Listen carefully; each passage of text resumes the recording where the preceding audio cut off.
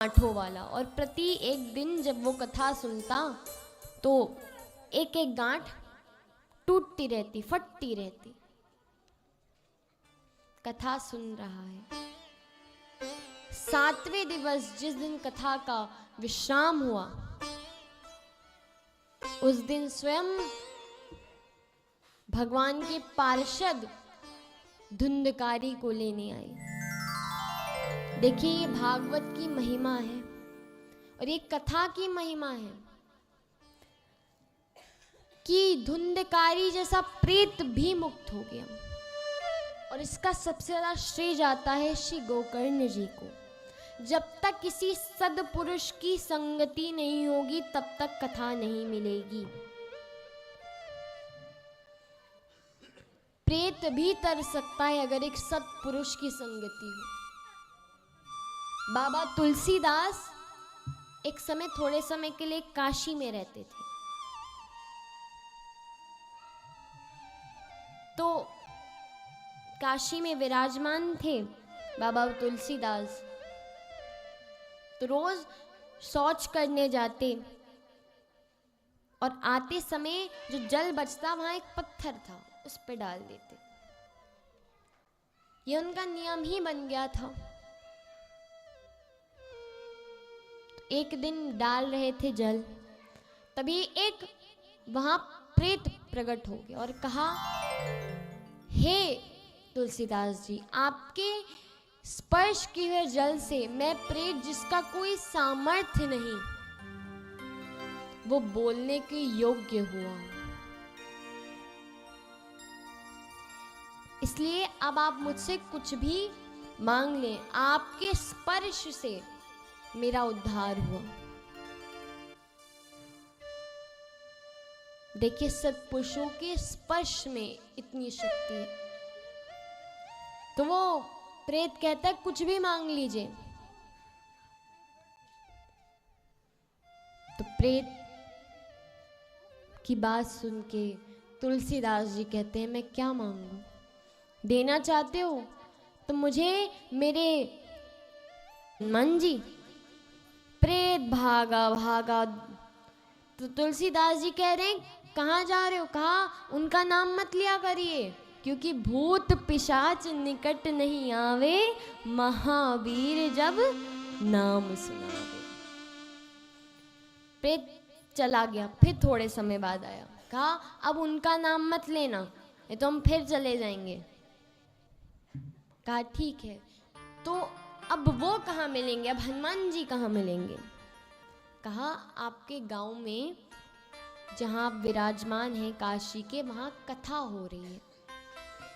तो जो कथा है, तो उसके पंडाल के बाहर जहाँ सब अपने चप्पल उतारते हैं, वहाँ पर कोढ़ी ही बैठा है, चादर वादर ढके। वही हनुमान जी हैं, वही आपको पता दे सकते। तुलसीदास जी जाते, तुलसीदास जी गए, देखा हनुमान जी को, हनुमान जी के चरणों में गिर गए। तो अब जो कोढ़ी वेश है हनुमान जी का, हनुमान जी ने कहा, दूर दूर। तो तुलसीदास जी कहते हैं, प्रभु मैं जानता हूं आप कौन है।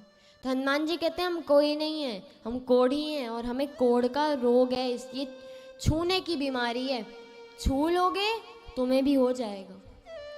तुलसीदास जी कहते हैं, ये रोग हम कब से चाहते हैं कि हमें राम नाम का रोग लगे।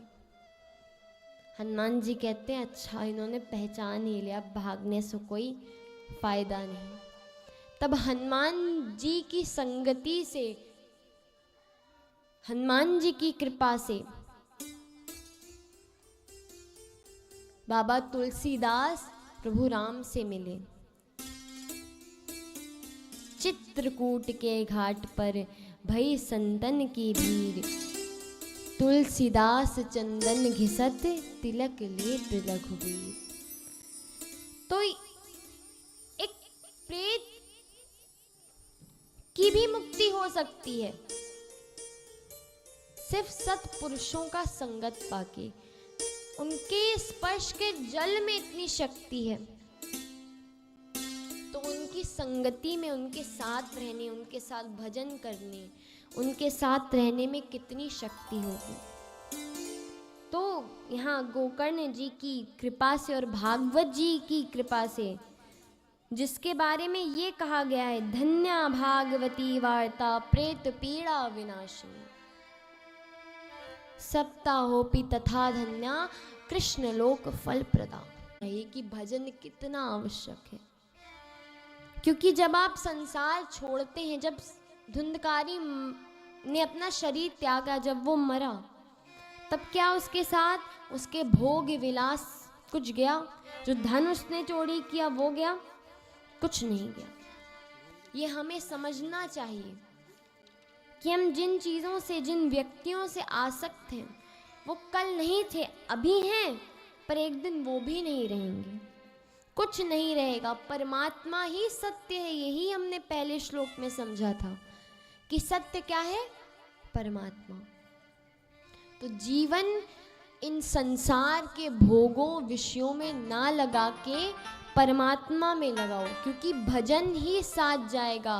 कितना उसे याद किया यही साथ जाएगा।